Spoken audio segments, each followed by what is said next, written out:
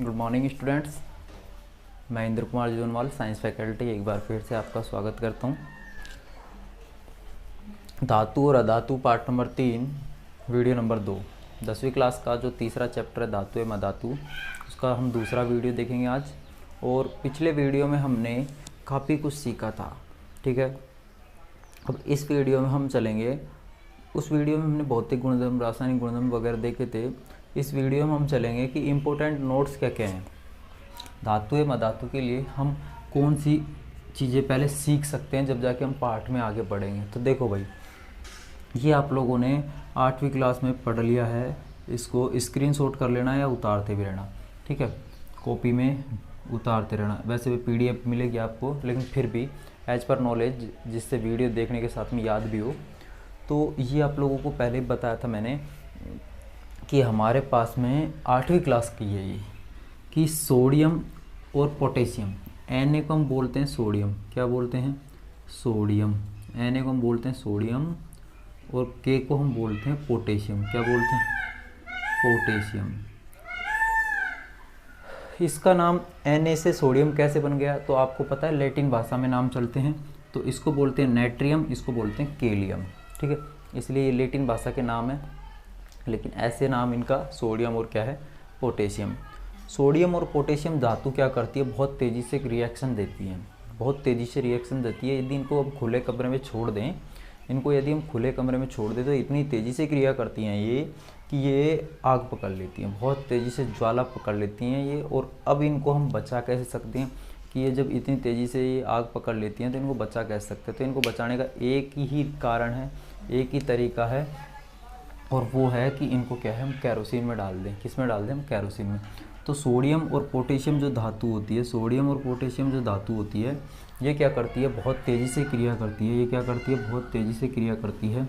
जब इनको हम क्या करते हैं? खुले कमरे में छोड़ देते हैं, तो ये क्या कर लेती हैं? आग पकड़ लेती हैं। क्या पकड़ लेती हैं? आग। इसलिए इनका बचाव क्या है कि इन्हें हम किस में रख देते हैं? केरोसिन में, ठीक है। तो सोडियम और पोटेशियम धातु को खुले कमरे में छोड़ने पर ये क्या पकड़ लेती है? आग। इसलिए बचाव का तरीका क्या है इसका? एक ही है बचाव का तरीका कि इनको हम केरोसिन में रख दें। जो नेक्स्ट हमारा नोट्स है वो देखिए। नेक्स्ट नोट क्या है वो देखो, सामान्य ताप पर। अब यहाँ एक चीज़ ध्यान रख लेना, इन दोनों लाइन में कंफ्यूज हो जाओगे, इसलिए क्या है, मैंने ये जो लिख रखा है इसको समझना। सामान्य ताप, सामान्य ताप का मतलब हो गया नॉर्मल टेम्परेचर। नॉर्मल टेम्परेचर कि सामान्य ताप पर मैग्नीशियम धातु, एल्यूमिनियम धातु, लेड और जिंक, कौन कौन सी? मैग्नीशियम, एल्यूमिनियम, लेड और जिंक। सामान्य ताप मतलब नॉर्मल टेम्परेचर पर ये चारों धातुएं क्या करती हैं? अपनी परत पर ऑक्साइड बना लेती हैं। अपनी परत पर क्या बना लेती हैं? ऑक्साइड। मतलब मान लो कि ये मैग्नीज है, ये हमारे पास मैग्नीशियम है, ये मैग्नीशियम की एक धातु है। ये जैसे ही हम ये इसको नॉर्मल सा टेम्परेचर रखेंगे, सामान्य ताप रखेंगे, तो ये अपने ऊपर हवा चलती रहेगी। वायुमंडल में हवा है, जैसे मान लो मैग्नीशियम धातु मैंने पटक दिया तो हवा चल रही है। हवा क्या करेगी? हवा एक तरह की ऑक्सीजन है, तो मैग्नीशियम और ऑक्सीजन मिलके क्या बना लेंगी? Magnesium oxide. क्या बना लेंगी? Magnesium oxide. बनाएंगी कि नहीं बनाएंगी? मैंने आपको पहले ही बता दिया था। ये एल्यूमिनियम ऑक्साइड बना लेगा, ये लेड ऑक्साइड बना लेगा, जिंक ऑक्साइड बना लेगा, ठीक है कि नहीं? तो ये क्या करती हैं? ये चारों की चारों धातुएं जो सामान्य तापमान पर, ये मैग्नीशियम ऑक्साइड बना लेगी, ये एल्यूमिनियम ऑक्साइड बना लेगा, हमारे पास ये लेड ऑक्साइड बना लेगा और ये जिंक ऑक्साइड बना लेगा। तो इस सामान्य ताप पर ये क्या करती हैं कि अभिक्रिया करके और अपने ऑक्साइड तैयार कर लेती हैं अपनी परत पर, ठीक है। आगे देखो, अब यहाँ पे देखो, यहाँ पे सामान्य ताप लिख रखा है, यहाँ पे लिख रखा है अत्यंत अधिक ताप, मतलब बहुत ज़्यादा तापमान पर। तो ध्यान रखना दोस्तों कि नॉर्मल टेम्परेचर पर मैग्नीशियम, एल्यूमिनियम, लेड और जिंक क्या करते हैं? अपने ऑक्साइड बना लेते हैं अपनी परत पर। लेकिन ज़्यादा ताप होता है तो गोल्ड और सिल्वर, इसको तो हम बोलेंगे सिल्वर। क्या बोलेंगे? सिल्वर। और इसको हम बोलेंगे गोल्ड। क्या बोलेंगे? गोल्ड, सोना। ये लैटिन भाषा का नाम है अर्जेंटम, इसका नाम है ओरम।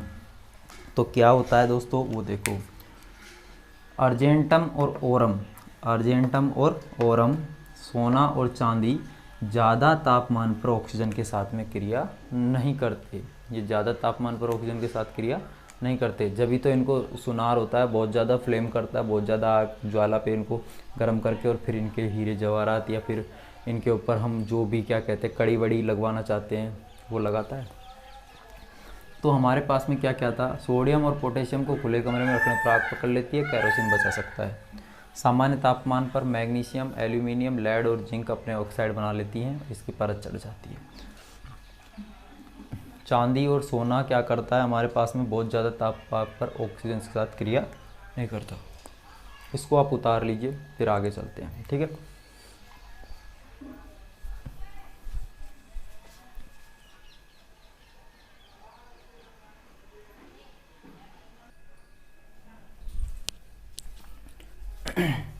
अब जो हमारा नेक्स्ट टॉपिक है, वो नेक्स्ट टॉपिक है हमारे पास एनोडीकरण। क्या नाम है, एनोडीकरण। एनोडीकरण को अंग्रेजी में कहते हैं एनोडाइजिंग। क्या बोलते हैं, एनोडाइजिंग।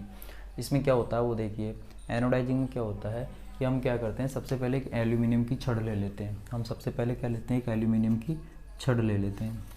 अब सिंपल सी बात याद रखना है इसके अंदर कि एल्यूमिनियम जब ऑक्सीजन के साथ में क्रिया करता है तो ये बना देता है एल्यूमिनियम ऑक्साइड। क्या बना लेता है, एल्यूमिनियम ऑक्साइड। आप लोगों ने पढ़ा होगा इस चीज़ को कि ये बना लेता है Al2O3।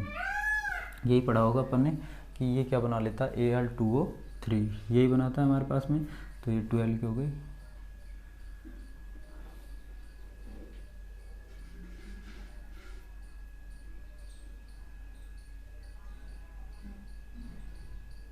Al2O3 बना लेता है, ठीक है। 3 दूनी 6, 2 3 दूनी 6 हो गए, Al2 2 दूनी 4, ठीक है। तो हमारे पास में एल्यूमिनियम क्या करता है, जब एल्यूमिनियम ऑक्सीजन के साथ क्रिया करता है तो ये क्या बना लेता है, एल्यूमिनियम के ऑक्साइड बना लेता है। क्या बना लेता है, एल्यूमिनियम के ऑक्साइड, ठीक है। तो आप लोगों को इतना ही दिमाग में रखना है कि जब एल्यूमिनियम के ऑक्साइड की जब परत चढ़ जाती है, एल्यूमिनियम पर जब ऑक्साइड की परत चढ़ जाती है, एल्यूमिनियम पर ऑक्साइड की जब परत चढ़ जाती है तो क्या होता है, वही एनोडाइजिंग कहलाता है।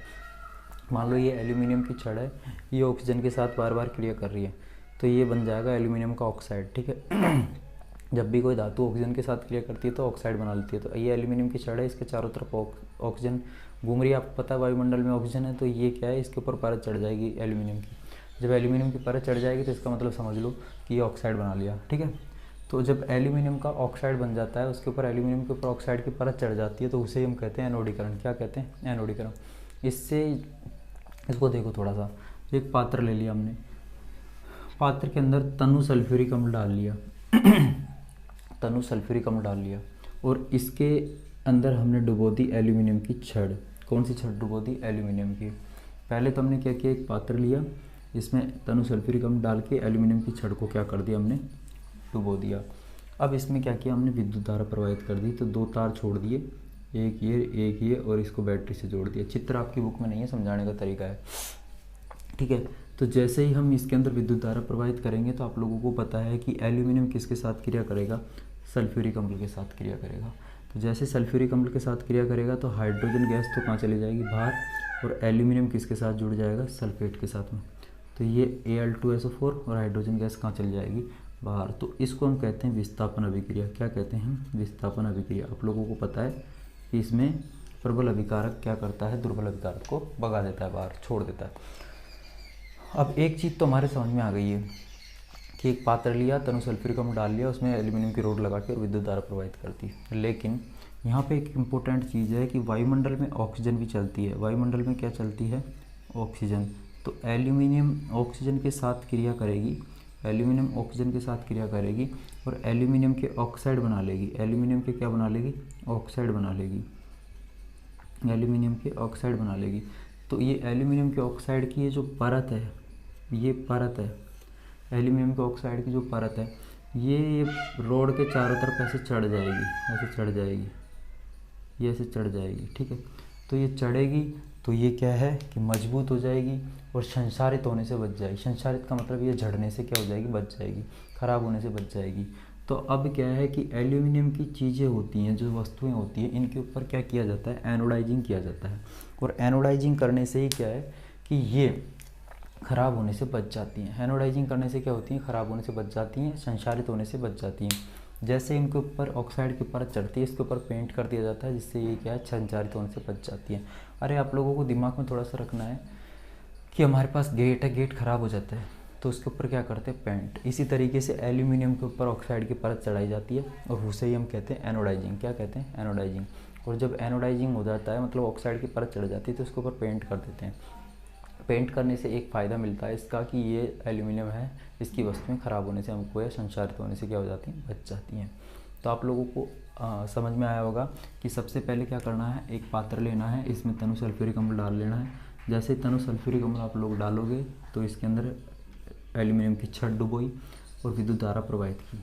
तो यहाँ पे विस्थापन अभिक्रिया आपको लोगों को समझ में आई होगी कि एल्यूमिनियम सल्फेट के साथ क्रिया कर जाएगा और जो दुर्बल अभिकारक है ये कहाँ चल जाएगा, बाहर। इसी अभिक्रिया को हम क्या कहते हैं, विस्थापन अभिक्रिया।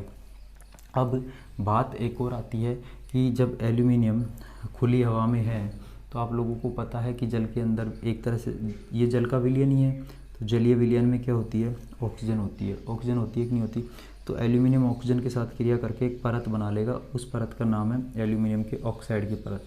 ये एल्यूमिनियम के ऑक्साइड की परत इस रोड के चारों तरफ चढ़ जाएगी और जिससे क्या है कि हम इसको संक्षारित होने या जड़ने से बचा लेंगे और इसके ऊपर पेंट करके और इसको आकर्षक और बना देंगे। ठीक है, तो एल्यूमिनियम की वस्तुओं को अच्छे से अच्छा तैयार करने के लिए एनोडाइजिंग करते हैं ताकि वो संक्षारित होने से या झड़ने से बच जाएं, ख़राब होने से बच जाएं।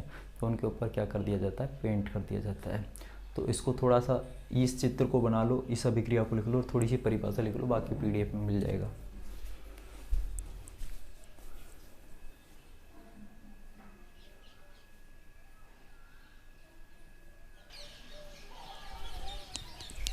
अब हम आगे चलते हैं और आगे देखते हैं एनोडाइजिंग के बाद में कि धातुओं की जल के साथ क्या क्या अभिक्रिया है। तो धातुओं की जल के साथ अभिक्रिया देखेंगे, उससे पहले देखो कि धातु जब जल के साथ अभिक्रिया करती है, शॉर्टकट बता रहा हूँ, ध्यान रख लेना। ये परिभाषा लिखूंगा तो परिभाषाएं आपको समझ में नहीं आएंगी, तो ट्रिक बता रहा हूँ, थोड़ा सा मैं अपने हिसाब से शॉर्टकट कर लिख रहा हूँ इनको।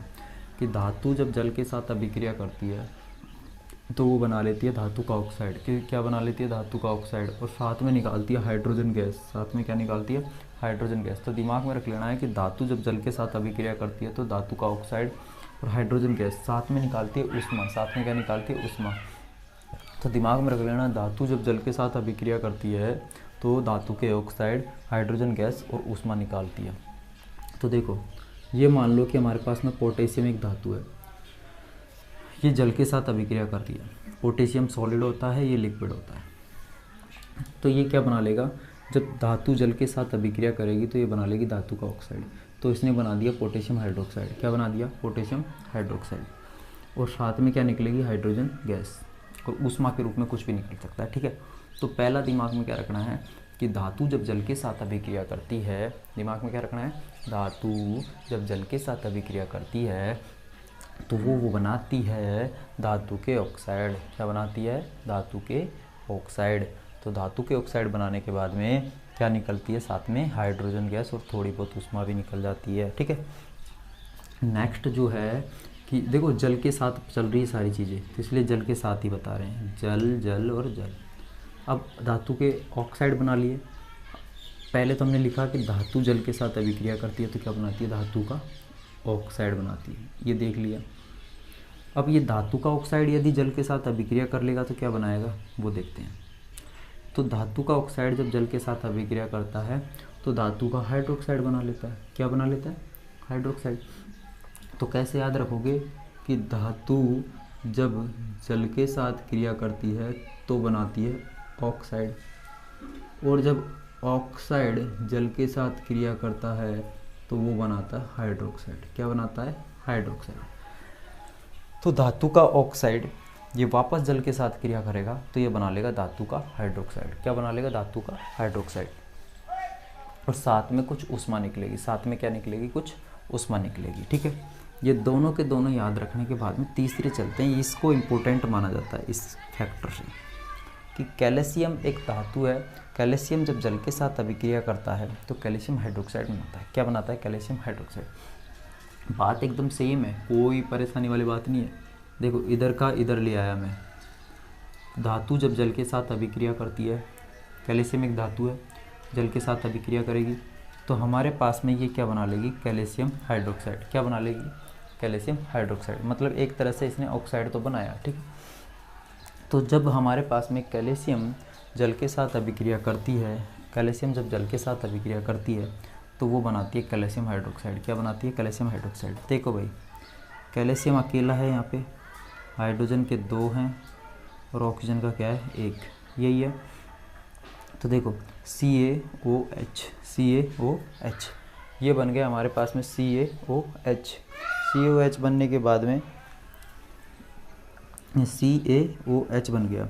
अब मैं मान लो कि यहाँ पे 2 लगा दूँ, 2, तो हाइड्रोजन के कितने हो जाएंगे, 4, और ऑक्सीजन के कितने हो जाएंगे, 2। तो देखो Ca तो Ca की जगह है 1 O और 1 H, तो 2 यहाँ से चले जाएंगे, तो कितना बचेगा यहाँ से, केवल और केवल हाइड्रोजन के 2। हाइड्रोजन कितने बचेंगे, 2। तो हमारे पास में हाइड्रोजन के 2 हैं, ये ऊष्मा के रूप में क्या निकल जाएंगे, बाहर निकल जाएंगे। तो आप लोगों को दिमाग में क्या रखना है कि कैल्शियम जब जल के साथ अभिक्रिया करता है तो कैल्शियम हाइड्रोक्साइड बनाता है और साथ में कुछ ऊष्मा निकालता है। लेकिन यहाँ पे इंपॉर्टेंट चीज़ क्या है वो देखो, ये हाइड्रोजन गैस जो निकली है ये कैल्शियम के साथ चिपक जाती है। ये हाइड्रोजन जो गैस निकली है ये किसके साथ चिपक जाती है, हाइड्रोजन गैस है ये कैल्शियम के साथ क्या हो जाती है, चिपक जाती है। हाइड्रोजन गैस कैल्शियम के साथ क्या हो जाती है, चिपक जाती है। जैसे ये चिपकती है तो ये क्या है, जल में तैरने लग जाती है। कैल्शियम क्या हो जाती है, जल में तैरने लग जाती है, धातु। तो यहाँ पे क्या याद रखना है, धातु जल के साथ क्रिया करती है तो धातु का ऑक्साइड, और धातु का ऑक्साइड जब जल के साथ क्रिया करता है तो धातु का हाइड्रोक्साइड बनता है। कैल्शियम जब जल के साथ क्रिया करता है तो कैल्शियम हाइड्रोक्साइड बनता है।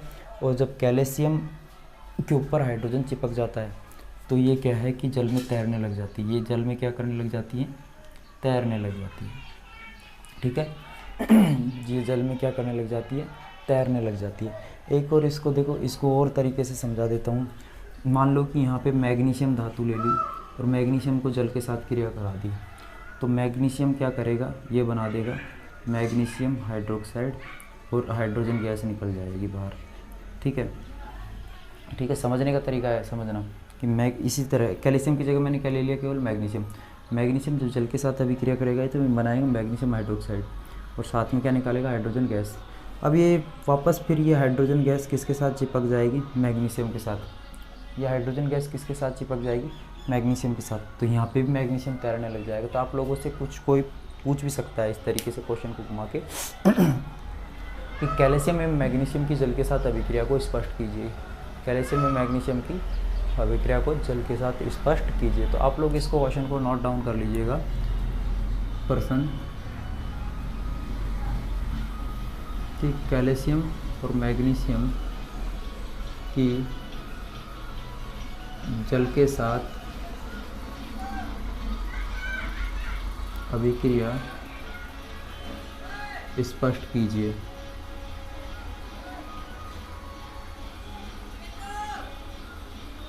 कैल्शियम और मैग्नीशियम की जल के साथ अभिक्रिया स्पष्ट कीजिए। तो आप लोगों को मन से लिखना है ये क्वेश्चन कि कैल्शियम और मैग्नीशियम की जल के साथ अभिक्रिया। तो कैल्शियम जब जल के साथ अभिक्रिया करता है तो कैल्शियम हाइड्रोक्साइड और हाइड्रोजन गैस बनाता है, और यही हाइड्रोजन गैस क्या करती है, कैल्शियम के चिपक के और तैरने लग जाती है। इसी तरीके से कैल्शियम की जगह मैग्नीशियम ले लेंगे तो मैग्नीशियम क्या करेगा, हाइड्रोजन के चिपक जाएगा, ठीक है। हाइड्रोजन गैस मैग्नीशियम के ऊपर चिपक जाएगी और फिर वापस वो तैरने लग जाएगी, ठीक है। तो एक क्रिया आप इसको स्पष्ट करना है, लिखना है, और लिख के और फिर मेरे ये इंस्टाग्राम आईडी है यहाँ पे इंद्र जोनवाल के नाम से, इसको आप यहाँ पे आप जो फ़ोटो खींच के लिख के और यहाँ पे भेजोगे आप मेरे को, इंद्र जोनवाल के आईडी पे, ठीक है, INDRAJONWAL, ठीक है।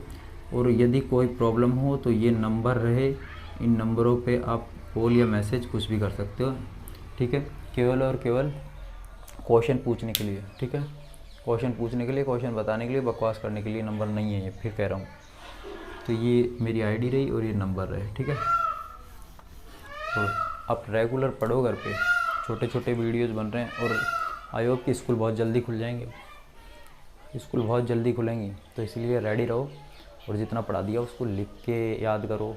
तुमको PDF मिल रही होंगी शायद, दूसरे पार्ट की PDF मैंने पहुंचा दी है, अब तीसरे पार्ट की पहुंच जाएंगी, पहले पहला और दूसरा पार्ट क्लियर कर लो आप लोग, ठीक है, तीसरे पार्ट की पहुंच जाएंगी, सारी चीज़ें धीरे धीरे मिल जाएंगी, लेकिन आप थोड़ा सा मेहनत तो करो, मेहनत करोगे जब जाके ही पार पड़ेगी, ऐसे पार पड़ने वाली है नहीं, क्योंकि राजस्थान बोर्ड के एग्ज़ाम में कोई ड्रामा नहीं है, ठीक है ना। और इस साल तो पता नहीं है, लेकिन अगली साल तो बड़ी मेहनत के साथ में ही पढ़ना पड़ेगा। एक्चुअल में होता क्या है कि 2 साल हो गए एग्ज़ाम लिए हुए, वो तरीके से एग्ज़ाम फिट करेंगे अब की बार, ऐसे एग्ज़ाम लेने वाले हैं नहीं वो राजस्थान गवर्नमेंट। 2 साल छोड़ दिए, वो भी बहुत बड़ी बात है आपके लिए। और आप लोगों को यूट्यूब यूज़ करते हो तो मेरा, आप करते ही हो, करते क्या हो, तो चैनल को लाइक सब्सक्राइब करो और वीडियो को शेयर करो ज़्यादा से ज़्यादा। अब आप लोगों के लिए इतनी मेहनत कर रहा हूँ, तो आप लोगों को इतना हक नहीं बनता कि आप लोग मेरे वीडियो को शेयर करो, चैनल को सब्सक्राइब करवाओ, बेल आइकन को प्रेस कराओ, जो नोटिफिकेशन जल्दी से जल्दी मिलते रहें। तो इतना मेहनत तो आप भी कर सकते हो, एक लाइक शेयर के लिए कितना टाइम लगता है। जब कोई बंदा आपके लिए इतनी मेहनत कर रहा है तो सामने आप चैनल को सब्सक्राइब नहीं करा सकते, ये गलत बात है। तो उसमें मेरा भी प्रॉफिट है, मैं साफ बोलता हूँ, मेरा प्रॉफिट है, तो आपको भी मैंने प्रॉफिट दे रखा है। ऐसा नहीं है कि मैं प्रॉफिट नहीं दे रहा, मैं PDF के साथ में आपको वीडियोज़ भी कन्वर्ट कर रहा हूँ अच्छे से अच्छे। तो जितनी मेरी भागीदारी है उससे आधी भागीदारी तो आप कम से कम दो, ठीक है। और पढ़ाई पे ध्यान दो, फोकस करो अच्छे से अच्छा।